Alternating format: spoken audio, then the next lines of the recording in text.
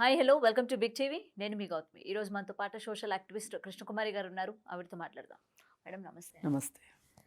So గత 2-3 రోజులుగా బాగా హల్చల్ అవుతా ఉందన్నమాట. ఈ మదన్ మోహన్ అలాగే ఈ శాంతి మ్యాటర్, ఈ బిడ్డ అసలు ఎవరి బిడ్డ ఏంటి అని చెప్పి మొత్తం కూడా ఈసారి ఒక కొలిక్కొచ్చిందని చెప్పుకోవచ్చా మేడం?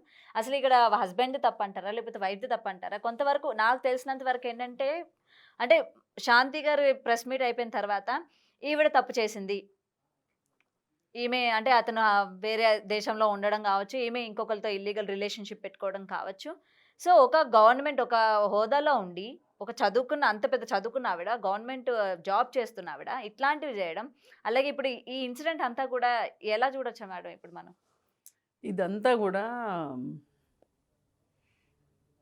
అవినీతి చుట్టూ తిరుగుతుంది. ఈ అవినీతి కేవలం డబ్బులనే కాదు. మనుషుల మనస్తత్వాలు కూడా బాగా ఏమంటారు, మకిలి పెట్టిపోయిన మనస్తత్వాలు వీళ్ళందరికీ. అత్యాశ, పేరాశ ఇట్లా చెప్తాం కదా, వాటన్నిటి కలగలిపే ఈ కేసు.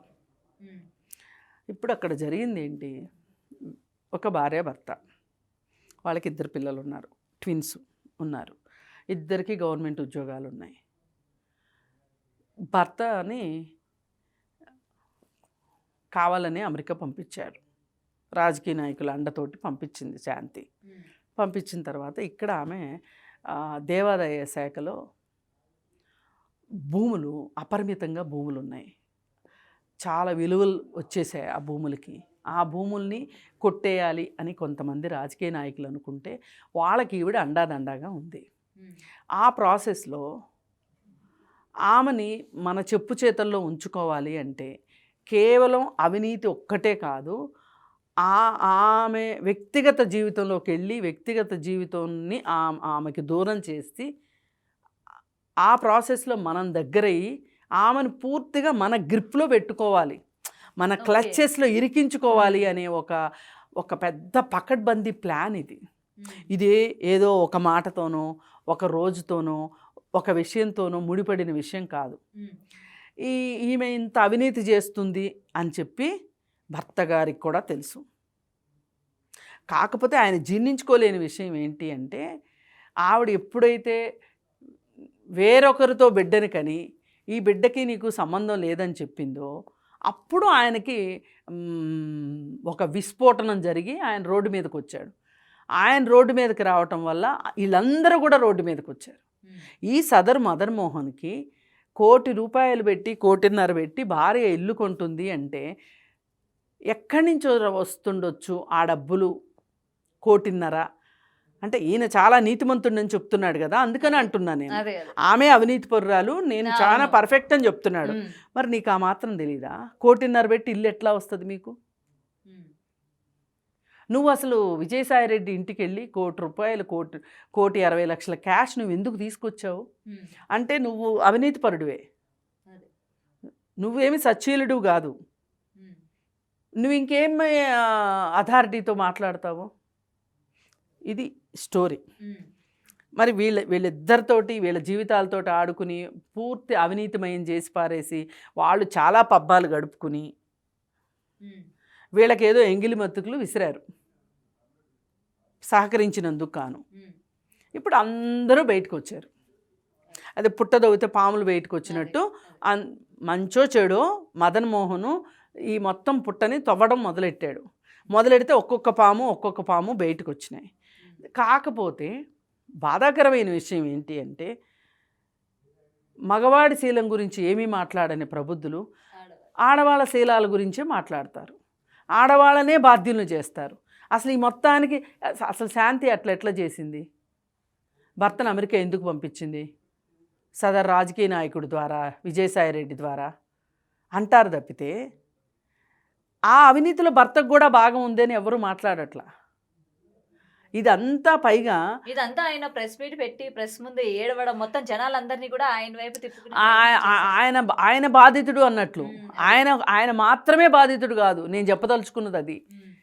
ఈ మొత్తం ఎపిసోడ్లో ఆయన భాగం ఆయనకుంది, ఆయన భాగస్వామ్యం ఆయనకుంది. కానీ ఆయన ఈక్వేషన్స్ ఎక్కడో దెబ్బతిని మొత్తం బయట పెట్టాడు. ఈ బయట పెట్టిన ప్రాసెస్లో అందరూ పండగ చేసుకుంటున్నారు. ప్రతి ఛానలు ఇది ప్రసారం చేసేసి ఈ విషయం ద్వారా అందరూ చక్కగా హ్యాపీగా అసలు అక్కడ ఏం జరుగుతుంది, అసలు ఆమె నేను విడాకులు ఇచ్చానని చెప్తుంది, 2016లోనే విడాకులు ఇచ్చానని చెప్తుంది. కానీ వాళ్ళిద్దరు కలిసిన వీడియోలు, సీషోర్లో డాన్సులు అన్నీ కనిపిస్తానే ఉన్నాయి. ఎవరి చెవిలో పువ్వులు పెడదామని మీరు? ఇవన్నీ నాటకాలు. అసలు 2016లో వాళ్ళకి జరగలేదు. ఇప్పుడు 2016 అనే మాటను ఎందుకు తీసుకొచ్చారు అంటే, ఇప్పుడు విడాకులు అయిపోయినాయి కాబట్టి, ఆమె వేరే వాళ్ళని పెళ్లి చేసుకుంది కాబట్టి, ఆ బాబు పుట్టాడు కాబట్టి, ఆమెను ఒక లెజిటిమేట్ కండిషన్లో పెట్టాలి అనే ఉద్దేశంతో 2016ని బయటికి తీసుకొచ్చారు. ఒక చట్టబద్ధతను కల్పించాలి, ఆవిడ చేసిన పనికి ఒక చట్టబద్ధతను కల్పించాలి అని. కానీ 2016లో విడాకులు తీసుకొని 2019, 2020, 2021లో భర్త పక్కన డాన్సులు వేసి కేకులు కట్ చేసిన ఆవిడ 2016లో విడాకులు అనే మాట ఎందుకు వచ్చింది అసలు? అంటే ఎవరిని మాయ చేద్దామని ఇక్కడ ఇవన్నీ ఇలా ఉంటే ఈ 3 పిల్లలు బలైపోతున్నారు అక్కడ. దాని గురించి ఎవ్వరూ ఆలోచించట్లేదు. 3 పిల్లలు, ఆడపిల్లలు, వాళ్ళ మానసిక స్థాయి పరిస్థితి ఏంటి ఇప్పుడు? ఈ పుట్టిన బిడ్డ సంగతి ఏంటి? అసలు మదన్ మోహన్కి అసలు అడిగే హక్కే లేదు. ఆ బిడ్డకి తండ్రి ఎవరు అని అడిగే హక్కు లేదు. విడాకులు తీసుకున్నామని చెప్తున్నారు కదా, విడాకులు తీసుకున్నామని ఆవిడ చెప్తుంది. తీసుకోలేదని నువ్వు చెప్తున్నావు. నా బిడ్డ కాదని ఓ పక్కన నువ్వు చెప్తున్నావు. ఆమె గనక నీ బిడ్డే అంటే కాదని చెప్తావు నువ్వు. చెప్పకుండానే ఆమె చెప్పట్లేదు కదా, ఆమె నీ బిడ్డ అని అనట్లేదు కదా. ఇంక నీకు వచ్చిన నొప్పేంటి?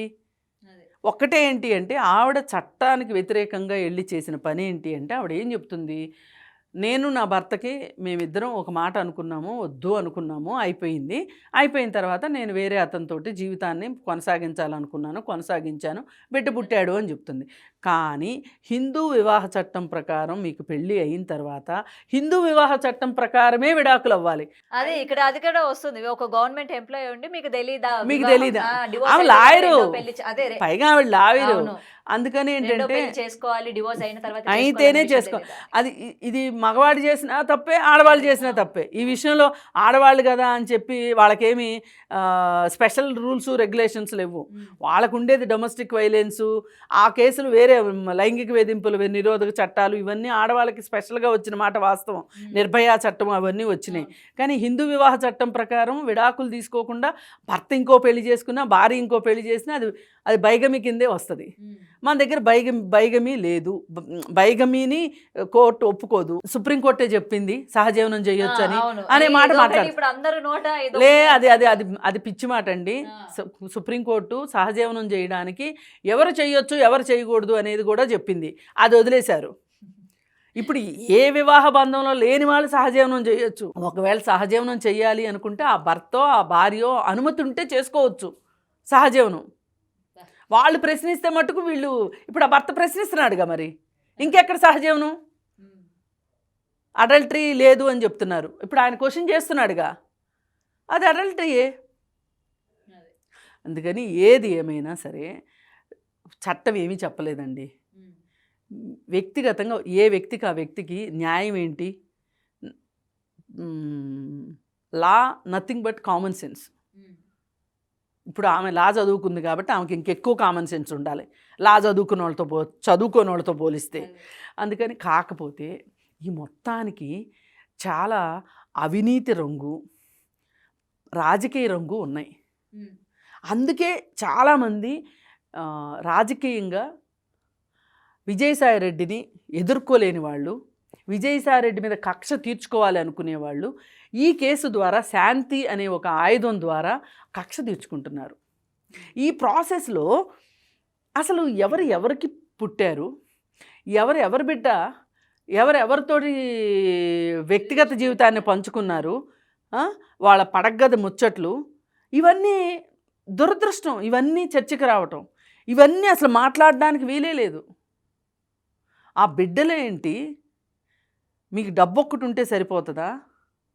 అసలు డబ్బు కోసం ఇంత గడ్డి గరవాలా? భార్యాభర్త ఇద్దరు కలిసి నాటకం ఆడాలా? ఇప్పుడు మీ ఈక్వేషన్స్లో ఎక్కడో తేడా రాగానే మీరు పెడబొబ్బులు పెట్టుకుంటా మీడియా ముందుకు వచ్చేసి నా జీవితం నాశనం అయిపోయింది, విజయసాయి రెడ్డి నాశనం చేశాడు, సుభాష్ రెడ్డి నాశనం చేశాడు అని చెప్పి నువ్వు మాట్లాడటం ఏంటి? అసలు శాంతి కూడా ఎవరిని కాపాడటానికి సుభాష్ రెడ్డిని తీసుకొచ్చింది?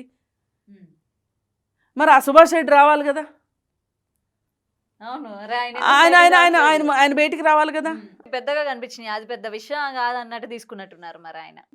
అందుకని ఏంటంటే ఇది ఎక్కడో ఒక చోట ఒక ఫుల్ స్టాప్ రావాలి దీనికి, అసలు వాళ్ళ అవినీతి ఏంటో తేలాలి. ఆ రాజకీయ నాయకులకిన్ను ఆవిడికి ఒక ప్రభుత్వ ఉద్యోగికి మధ్యలో సంబంధం ఏంటో తేలాలి, వాళ్ళందరూ కలిసి చేసిన అవినీతి ఏంటో తేలాలి, దేవుడు భూముల్ని ఏమేం చేశారు అవి నిగ్గు తేల్చాలి. వీళ్ళ ఫ్యామిలీ అఫైర్ గురించి పొద్దున వేసుకుంటారండి, విడాకులు తీసుకోకుండా ఆమె వేరే వాళ్ళని పెళ్లి చేసుకుంది, ఇది నాకు ఆమోదయోగ్యం కాదు, ఆమెను శిక్షించండి అని చెప్పి మదన్ మోహన్ కేసు వేసుకోవాలి. అది కోర్టులో తేలాల్సిన విషయం. ఎందుకు ఛానల్స్ మధ్యలోకి వచ్చాడు, అతని ఇంట్రెస్ట్ ఏంటి అనేది ఆలోచించాలి, ఇంకా ఆపాలి. మీరు ఏమైనా చర్చ పెట్టదలుచుకుంటే శాంతి వ్యక్తిగత జీవితంని పక్కన పెట్టేసేసి ఆమె అనైతిక సంబంధాలు నైతిక సంబంధాలు వాటినన్నిటిని పక్కన పెట్టేసేసి ఆ రాష్ట్రంలో దేవాదాయ ధర్మాదాయ శాఖకి సంబంధించిన అన్యాక్రాంతమైపోయిన భూముల గురించి మీరు మాట్లాడండి. ఇది మీరు ఇప్పుడు ఛానల్స్ చేయవలసిన పని. అంతేగాని మీకు విజయసాయి రెడ్డి మీద కక్ష పెట్టుకొని కోపం పెట్టుకొని మీరు ఈ వ్యవహారాలని ముందు పెట్టి, అంటే శాంతి భుజం మీద తుపాకీ పెట్టి విజయసాయి రెడ్డిని కాల్చాలనుకోవడం మట్టుకు నైతికత అయితే కాదు. అదే మీరు అన్నట్టు ఏంటంటే ఇవన్నీ కూడా ఫ్యామిలీ మ్యాటర్స్ పక్కన పెట్టి అసలు అవినీతి ఏంటో చూడాలి, అవినీతి మీద ఫోకస్ చేయాలి. అదే thank you. For more videos like this, subscribe Big TV channel.